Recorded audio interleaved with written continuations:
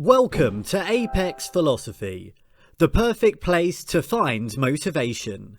Be sure to subscribe and listen every day so you can become your best self. Please like and share the video to help inspire others. Stoic Lessons from Marcus Aurelius. In the modern era, being Stoic has been deemed by some as a bad thing. Some people think that it provides a false sense of solace and that Stoicism itself isn't exactly empowering. But Marcus Aurelius believed differently. Marcus Aurelius Antoninus was a Roman emperor from 161 to 180 AD and a Stoic philosopher. In today's video, we review his best Stoic discussions on humility, relationships, happiness, and the truth. Humility. A nobleman compares and estimates himself by an idea which is higher than himself, and a despised man by one lower than himself. The one produces aspiration, the other ambition, which is the way in which a vulgar man aspires. It is prudent to compare yourself to the highest ideal. This will keep you humble and set you on the path of improvement. Find someone to emulate, such as Jesus Christ, Buddha, or even George Washington. Or take pieces and parts of all great men. On the other hand, excusing unscrupulous behaviour by comparing yourself to someone who has done worse is a sign of weakness and pride. Let men see, let them know, a real man who lives as he was meant to live. It takes a lot to understand other people, but it takes courage to understand oneself. Be content with what you are, and wish not to change, nor dread your last day, nor long for it. Learning to be with yourself is part of humility. Learning to be with yourself means that you are not comparing yourself to other people. You see who you are, and you should love yourself for it. It's the same as seeing the flaws of your best friend. Just because they made a mistake, it doesn't mean that you should end your friendship with them. You understand and accept them for who they are. Humility can also be a source of strength and courage. Because your own strength is unequal to the task, do not assume that it is beyond the powers of man, but, if anything, is within the powers and province of man. Believe that it is within your own compass also. If someone else has done it, you can do it too. You are able to achieve what they can achieve. And just because you are practicing the virtue of humility, it doesn't mean that you should sell yourself short. For example, you would shy away from opportunities just because you tell yourself that you are not enough. What's worse is that you pass on these opportunities to other people, thinking that you are incapable. Be humble enough to recognise your own skill. You are human, and therefore any achievement of humanity in the course of history is also at your capabilities. Anything in any way beautiful derives its beauty from itself, and asks nothing beyond itself. Praise is no part of it, for nothing is made worse or better by praise. Stoics are known to be direct. This means every action is just that. It will work or it won't work. It is what it is. If it didn't work out, then there's some part of you that decided just that. He's also saying that you will find good and useful people and things through their actions. That words alone tell you little to nothing. Marcus Aurelius also warns us about anger. Sometimes we decide things because of our emotions at that moment. When thou art above, measure anger. Bethink thee how momentary is man's life. Moments are fleeting, and we shouldn't let our anger decide for us. If we do, we are bound to regret it. Relationships.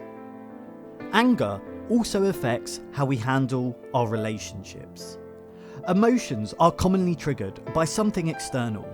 Despite the responses being an internal problem, the triggers of such emotional responses are from factors outside of the person. If someone slapped you, of course, you'd be angry. If some child was screaming at your family dinner, you'd be annoyed. But again, the Stoics would remind us to detach from such emotions, for they lead us to a lost path.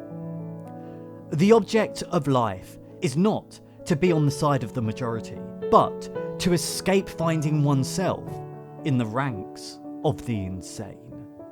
If we always follow our emotions, we are bound to be led by others. If you fear missing out on things, then decide if that thing is actually important. For example, your friends are going out drinking and you feel pressured to come.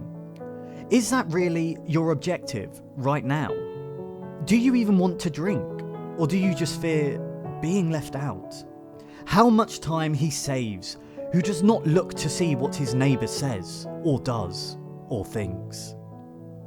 Don't let others decide your life for you. Look within. Within is the fountain of good, and it will ever bubble up if thou wilt ever dig.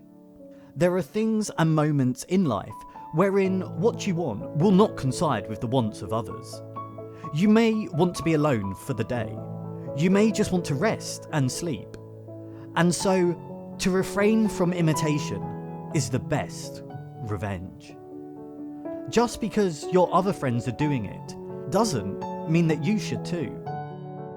There should be a boundary between your social relations and yourself. Don't pressure yourself to get the approval of others. Where a man can live, he can also live well. This means that you can find a compromise if needs be. Let it be your constant method to look into the design of people's actions and see what they would be at as often as it is practicable. And to make this custom the more significant, practice it first upon yourself. There are also some cases wherein compromise isn't an option. For example, if a person keeps verbally abusing you, you should make them aware of it. There is a fine line between tolerance and the right thing to do. If you're unsure whether to confront such acts or not, always remember that which is not good for the beehive cannot be good for the bees. You see, some people do not love themselves enough to admit the wrongdoings of others. If you're one of those people, try to think of the situation this way. Will I let this person say the same things to my friend? Will I tolerate this kind of behaviour if this happened in front of me? Marcus Aurelius said that men exist for the sake of one another. As such, sometimes the only way to realise if others are abusing or gaslighting us is to see it through the lens of others, such as the perspective of our friends and loved ones. Happiness. And that leads us to the topic of happiness. To live happily is an inward power of the soul. We must not look towards others for happiness. For example, if things don't go according to plan, we can't just let it ruin everything. Let not your mind run on what you lack as much as on what you have already. If we waste too much time getting attached to sadness and disappointment, we will stray far from happiness. Additionally, we also shouldn't compare our lives with other people. Satisfaction and contentment are part of happiness. If we always want more than we already have, we would never be happy. Of course, this is different from having ambitions. For example, it's okay to want a big house, but not want something that you know you can't maintain. Furthermore, Some people just want things because others have them. Our life is what our thoughts make it. But to make a distinction, life starts with thoughts and is followed by actions. Such as are your habitual thoughts, such also will be the character of your mind. For the soul is dyed by the thoughts. Moreover, these habits will make up who you are. If you keep living in the same way, knowing that you're miserable that way, you would never find happiness because you will never grow out of that life and those habits. Marcus said, "Perhaps there are none lazier or more truly ignorant than your everlasting readers." It's great to gain more knowledge through reading, but you shouldn't spend your life just reading about the lives of greater people. You also need to take action and apply it. Marcus Aurelius also gives us some advice regarding the bitterness of life. Here is the rule to remember in the future. When anything tempts you to be bitter, not "this is a misfortune," but "to bear this worthily is good fortune." Do not be driven by anything negative when you search for happiness. Do not be driven by jealousy. Do not be driven by revenge. Nothing good will come of it. I think most people overlook this because of the emotions they feel. And since they keep on getting attached to these emotions, they slowly grow to feed them. They feed them by doing bad things and thinking bad thoughts. Unfortunately, problems will stay as problems unless you confront them. And know this, most of these problems come from within. Despite the fact that the other person made you angry, your reactions are your responsibility. You can't just murder someone because you were mad. Even a physical assault may take you to jail. It may be hard for some, but anger management is important. There is nothing that happens to any person but what was in his power to go through with. Know that the key is within you to find your happiness. It may not always be apparent, but it's there. This is one of the truths in life. In your journey, you may sometimes forget it. The best evidence for this is when we were children. We were bright and happy souls. We were happy without the material things in life and found comfort in the love and attention that our parents gave to us. Since we did not pay attention or get too attached to the things we did not have, we were happy. We were living in the present moment. As we get older, we start allowing traumatic events from the past to live in our thoughts. And we compare ourselves to what we don't have. So this perceived lacking and ruminating on sad events stills our happiness. If we could learn to let it all go and live in the present like a child, we would find happiness again. Truth. And that leads us to another truth about life. Reject your sense of injury, and the injury itself disappears. Have you ever noticed how sometimes you wouldn't feel pain until you saw that you were bleeding? That's because that wound hasn't registered in our brains yet, and therefore it is not painful. In a similar way, if we do not think that something is missing in our lives, we would never try to find it. I remember asking my friend about missing his own parents. He was orphaned at the age of 3, and he told me that he couldn't remember them much. This is also the reason why he couldn't miss them. Instead, he treats his grandparents as his own mother and father. The last thing that I could never forget was when he said that there was no point in missing them because they would never come back. He also told me that the more important thing is the memories and experiences he creates with us right now.